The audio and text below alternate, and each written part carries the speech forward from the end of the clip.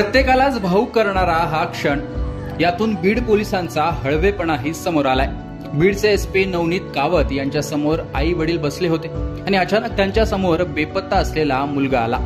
तब्बल 8 वर्षांनंतर लेकरू आई बापा समोर आलं ते पाहताच आईला मिठी मारून ते रडू लागलं। तो क्षण पाहून महिला पोलीसही रडू लागल्या। 2017 मध्ये राजू माळी हा 16 वर्षांचा अल्पवयीन मुलगा घरातून निघून गेला होता। राजू हा 10वीचं शिक्षण घेण्यासाठी संगमेश्वर विद्यालय नालवंडी येथे शिकायला होता। त्याची राहण्याची सोय नसल्याने तो शिक्षक ज्ञानेश्वर राऊत यांच्या घरी राहत होता।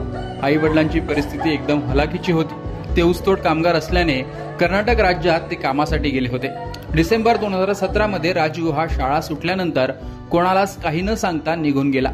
याबाबत त्याच्या आई वडिलांना माहिती मिळाली तेव्हा ते कर्नाटकवरून येण्यास 8 दिवसही लागले होते। राजूच्या